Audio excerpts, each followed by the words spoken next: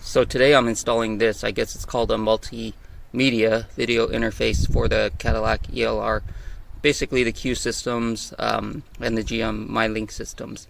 And the first thing I found was that, well, there's been many things. I've been testing it and making sure it works. But the first big issue I found was that I have to run it all the way to the trunk. And it's that gray plug there that I'm gonna run it to. And you see this cord, this wire that I've extended. I pulled out one of my back seats, the driver's side, and then I pulled this panel out. It's just on clips, and I'm not sure if you can see it, but if you look back there, there's plenty of space to run wire. So that's what I'm doing. I'm running it all the way to the front. I took some pretty heavy-duty wire to run to the back to fish the lengthened wire through the back. So I'm going to run it, and you see that red wire there, and it's wrapped around the wire that's been extended, and I'm just going to run it. Took all the panels off on the side, just going to run it all the way to the front. And I just pulled the wire out, and so you see here's the connector that's going to go up front, as well as this one here. This one enables a touch display, so without this it won't, the touchscreen won't work. So I'm going to continue to pull this forward, try to tuck it in under the trim, and then I'll work on installing the CarPlay unit. I pulled the wire as far forward as I think I'm going to need it, and now I'm just going to tuck this under the center console. Whoops, missed that. So I'm tucking this under the center console as far as I can get it, and hopefully I can run that all the way up front. There's a purple tape. That's the wire that I've just wrapped in or kind of bundled up in regular purple tape, and you see I've got most of it tucked under the center trim. And I thought of running it through there, but I really don't want to mess with the shifter. I think that's where that engages. So what I did is I'm going to run it through here. You see the end of it through there, and I'm just going to pull that right through. And what I've actually found is that once you get it to this point here, you can just run that right up front. That way it tucks under a lot nicer. And I've actually discovered that I could get to the, I think that's the MHI unit there, and unplug the blue plug. That's the I think that's the video in, or the LCD in, and then the CAN plug, which is down at the end, and I'll show you that plug at the from the other side. So I'm on the other side now, and here's the CAN plug right here, and it plugs right up next to the green plug.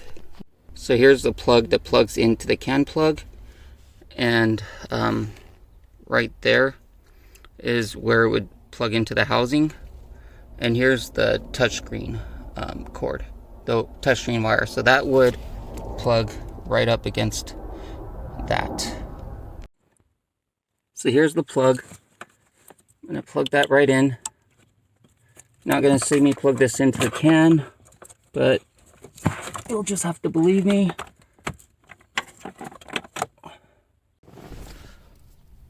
And here's the unit. This is what plugs into the power that came from the back. This will go right there. It's got an audio out. The audio goes out through the aux, so I'm gonna have to run an aux cord through here and into the console here. And then I have some other wires. Here's the USB wire. It goes right here. That'll plug into the phone, And I'm just gonna run it back here. I have my trusty Pro clip here, and I'm probably gonna run it like right up here and try to stick it in there if I can. That'll make it nice and clean. Maybe this way, and just have it stick out like that. I'm not sure yet. I'll try to get it nice and nicely in there though, and just run the wire through here down into the unit. And then here is the receptacle for that blue plug that I pulled out from the unit, the LCD in. So that goes, let's see, this one is LCD out and they're labeled, so this will go LCD out. So the blue plug that I unplugged will go here, and here's the LCD in.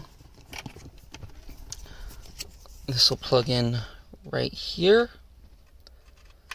and that will go up into the MHI unit where the blue plug was. The blue plug that came out of the MHI unit here, I was able to pull that out using a one of my tools. I got this nice tool set here that has a ton of trim tools, basically, and I used a smaller version of this. So I'm going to plug this in here.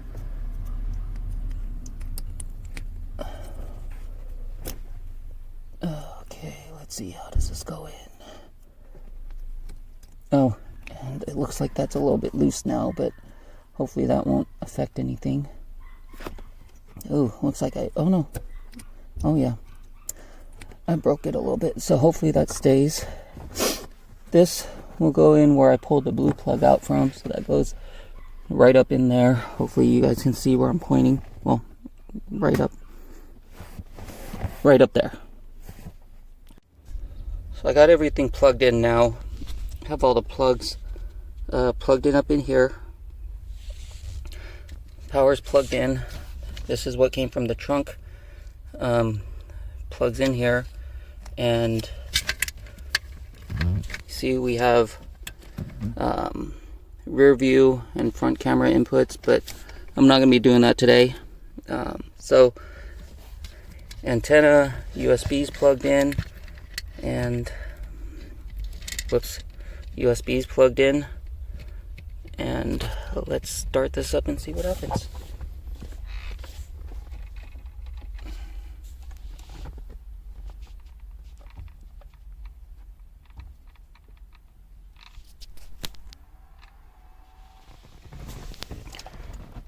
So I have the CUE starting up, and one thing I found is that if the car's off, this unit's going to turn on and off real quick, and I'll show you that right there, just so you see what that looks like. So it's starting up, but it stopped. But this is what it'll look like. Oh, well, it's stopping, so I'm going to go turn on the car.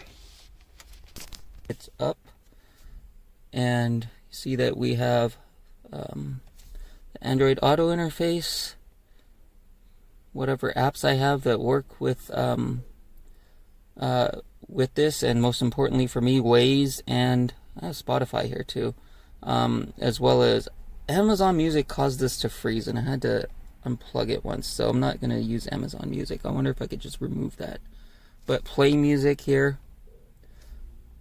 and play some music through it, and I don't know what's going on there. That's what it was. I had to change the input to aux. First it was on Bluetooth, and my phone wasn't connected to my stereo. So here we are again. Just gonna go to Waze. See that I have a bunch of saved stuff here already on my phone. Let's choose a spot. Let's go to work. So we see that works just fine. Here's Google Play Music. And the reason we weren't getting sound earlier,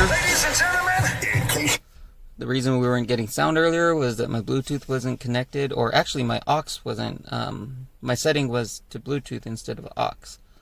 And it was, my phone wasn't connected to my car, so that's why that wasn't working. Or that's why we couldn't hear it. So that's pretty much it. I'm pretty happy with adding Android Auto to my car. That was the goal of this. I bought this unit for $350 off of eBay plus shipping. I'll try to link some of the sellers, and they didn't have the ELR listed as a compatible device, but I asked the seller and they confirmed that it worked, and I wanted to make sure it worked before I installed everything and before I extended the harness, and it worked. So pretty happy about this. $350, not too much considering, for me at least, not too much considering I travel 80 miles a day in my car, and I just figure it'd make that my drive so much more comfortable. I mean, the ELR is already a super comfortable car, much better than the Maxima I came from, and even better comfort-wise than my old E46 BMW convertible. That's the 3 Series convertible. I love that car. It handles like it was on rails. Well, not as good as say a Miata or anything, but it's still love that car. Super fun to drive, but this is just another level of comfort for me. So that's it. I'm gonna close everything up, and I'm happy that I didn't have to pull my dash apart and pull out the CUE unit again. So that was a plus.